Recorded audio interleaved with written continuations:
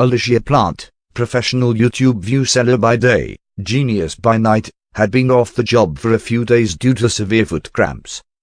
She was going through a book about the unsolved mysteries of history.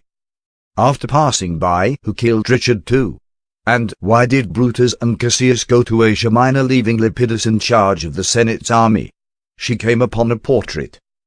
She recognized the name, Ludwig II, but other than that was completely ignorant about the case. Her neighbor, Mrs. Smith, came by just then. "Good Avo. Quite a few rainbow lorries in the tree today. Do you know anything about Ludwig II?" asked Alicia. "The Mad King of Bavaria?" "He wasn't mad," yelled Alicia, although she had no preconceptions about the situation. "I reckon I learned about him in school."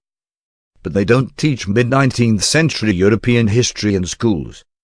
"Yes, in school. In the library while I was a complete outcast," Mrs. Smith added. "I can get the books for you if you like." The next day, Mrs. Smith returned with an old disheveled copy of Obscure Lives for the Friendless, wherein Alicia read the following. "Ludwig II was born in 1845, ruled briefly, squandered a lot of money, and then was deposed for being insane." Alicia cried, "Outrageous! I can't believe anyone would allow such nonsense to be published." The gardener Tim heard the yelling and came in from outside. Alicia continued, "Here it is, in black and white with no questions at all, when clearly the insanity thing was a conspiracy by the Prime Minister Lutz to depose him. Anyone can see that." "I thought you said you didn't know anything about him," said Mrs. Smith. Mrs. Smith, I must do more research. Go get me some more books." "She'll be right," said Tim. But everyone knows he didn't have access to the Bavarian treasury. He paid for Linda, Neuschwanstein, and the one I can't spell, out of his own money. In the words of the bard, what plain proceedings could be more plain than this? "Henry VI, Act 2, Scene 2, said Alicia. "Of course, any fool would know that," said Tim. "Now I'd better get back to the missus." The next day she was poring over the incredibly dry chronicles of the House of Wittelsbach and also Ludwig II the manga. Why, thought Alicia, this is far more factual than an actual book could be, since historians were all jerks, and also it featured hot dudes, so there. Her foot cramps were beginning to ease up, so she and Mrs. Smith went to the nail salon. "Do you know about Ludwig II?" "Let me think," said Emma the beautician, as she deftly trimmed their cuticles. "Wagner tried to cast famous Heldentin in Tchaikovsky in one of his operas in 1867, but Ludwig fired him for being too old and ugly, which led to him and Wagner having a huge fight." "Wow," said Mrs. Smith. "That's common knowledge," said Emma. "Of course, any literate person would know that," said Alicia. "Excuse me," said the person in the next chair. "I am a graduate student who is studying Ludwig II and I would love to help." "But how so?" cried Alicia. "They don't have an arts department at Blames Baker Uni." "Nope, but I just happen to have come from Europe with all of my books." "Great," said Alicia. "I haven't been this excited since I saw Richard of Bordeaux." "That was an excellent play," said the student. "And extremely historically accurate," said Alicia. "And," said Emma, "John Gielgud was super fine." "I never go anywhere without this picture of him," said the student.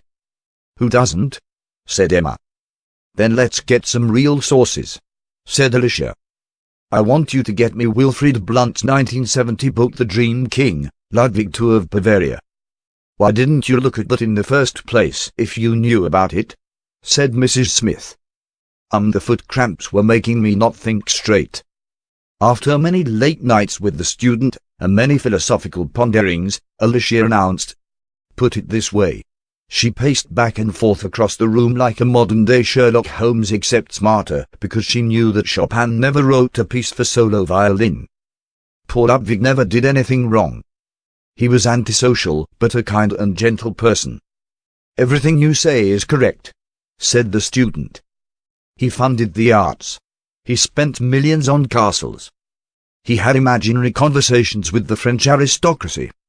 Are those the actions of an insane man? Surely he was just as sane as you or I," said the student with a sideways glance at Alicia. On the other hand, Prince Luitpold, who ruled after Ludwig was deposed, was a conspiring and greedy man. For me the salient fact is, said the student, that the psychiatrist who committed Ludwig never examined him personally. Outrageous, said Alicia. And this is what they call history. By the way, I hate Sir Thomas More, yelled Tim as he rode past the window on his lawnmower. I dare say I shall write a novel about our discoveries, said the student. A few days later the student returned. Why do you look so dejected, my young friend? Inquired Alicia. Oh, said the student. I had just written 90% of my book, and then I found this article, which already says everything we knew. Say what? Said Alicia. I was writing up this post as a joke about Josephine Tey, and it has led to actual historical discoverings. Focus, Alicia. Well, you know what they say, said Alicia. What do they say? Said the student. Tom the Pandy. Literally no one says that ever. Leaning back in her armchair, Alicia was left to her thoughts when Mrs. Smith came to visit. I've brought you some stewed prunes. Don't be ridiculous, Mrs. Smith, you know what happens if I eat prunes, said Alicia. Now if you would do me a favor, please look at this portrait of Ludwig once more and tell me what you see. A man with very fancy boots? Well, I think that says it all.